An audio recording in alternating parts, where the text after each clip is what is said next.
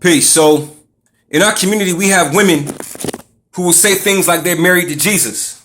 You understand? And that's pretty interesting to me that you could be married to Jesus Christ. And I look at that as a sign. When I hear a woman say she's married to Jesus, I look at that as a sign of a woman who's missing something about her own self. And what I mean by that is that there is no man who is capable of having your love or having your worth because you're married to Jesus.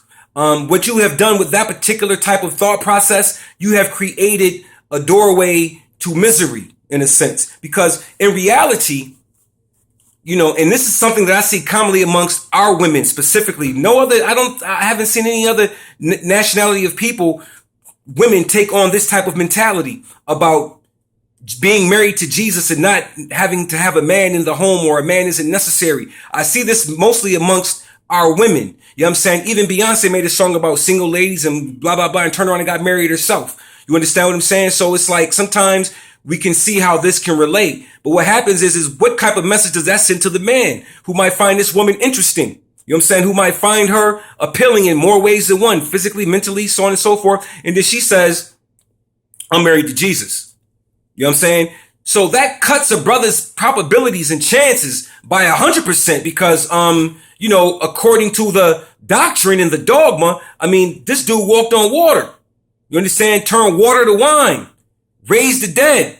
You know what I'm saying? Made the blind see, and all of these particular great miracles that he accumulated. You understand what I'm saying? How does a man measure up to Jesus?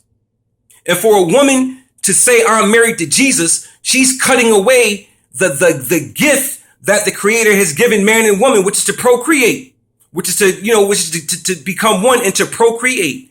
What happens to that type of mentality? You know what I'm saying? I'm married to Jesus. You know what I mean? That leads to that mentality that we see. Jesus is the backup for the broken home and so on and so forth, for the man and for the woman, or for those women who can't trust men for whatever reason. They don't trust us, or they can't trust themselves. Jesus becomes the husband. You understand? And that's irrational. That's illogical and it's irrational. And it also, what it does is it teaches women and young women that it is unnecessary to have a masculine presence in the home. And what this also does is it imbalances the community. It imbalances the home. It imbalances the cosmic makeup and traditional makeup of our people. It imbalances it. You have to have a balance. A husband and wife is a balance. You understand what I'm saying? But we have been taught to throw either one away. I hear brothers say, man, I don't need no woman. You know what I'm saying? I hear sisters say, man, I don't need no man. I got Jesus, or I'm married to Jesus and Jesus is my man. Or some of them will say, my children is my man, or whatever, so on and so forth. But the reality is that this way of speaking is from a feminist perspective. It's a feminist agenda that is taking hold to our own people. You understand? And the condition was set and created for this agenda to take a hold of our women, which is why we take a look and see the things we see now when we're dealing in the world and how the positions have changed and so on and so forth. This was done intentionally. You understand? So now the sun becomes the moon and the moon becomes the sun. But the reality is, the way we beat this is that the sun must stay the sun and the moon must stay the moon, regardless of the conditions that another external factor or system tries to place us in. You got to remember, we at war.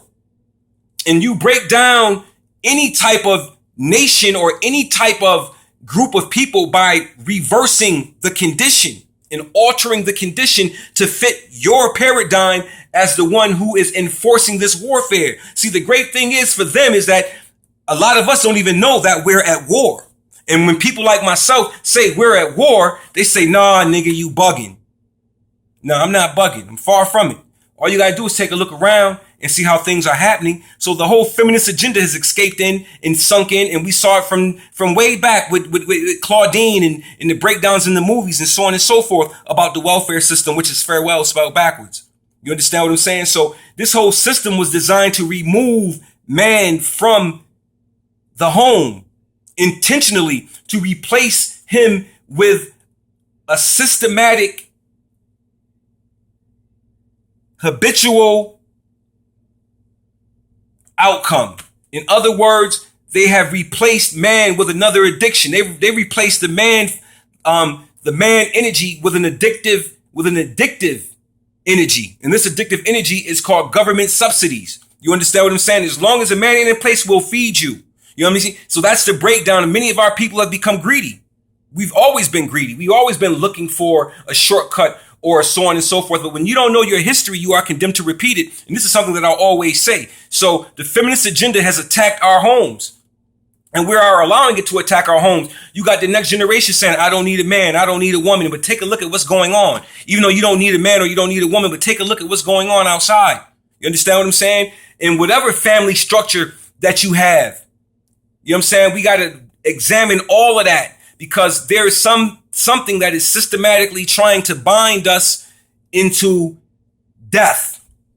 You understand what I mean? And we can't buy that. So, you know, if you're married to Jesus, okay, just understand that you'll never have a man in your life, a real one. You know what I mean? You know what I mean? Because you have set an expectation up so high, so irrational, so illogical, you know what I'm saying, that you'll be miserable all your life. And anybody who does have a good relationship, you will be the woman who will tell them that their relationship is terrible.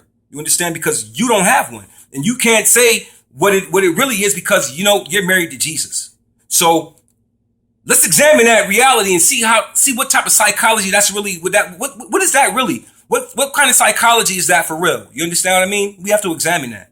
So let's take a look at that. And is that also some of the reasons why we have more broken home? Again, it is the substandards of religion and the indoctrination and the dogma that's misinterpreted. This is why it's so important for everybody to study themselves. You know what I'm saying? To study and ask those who have the proper authority for guidance. You understand? Because there are people with the proper authority to guide you, to show you the way, or to give you the information, you know what I'm saying, or to point you in the right direction. You understand? And there's also people who are here to misguide you on purpose. You understand? So with that being said, let's take a look at it, man. Let's examine this whole situation and see what's what.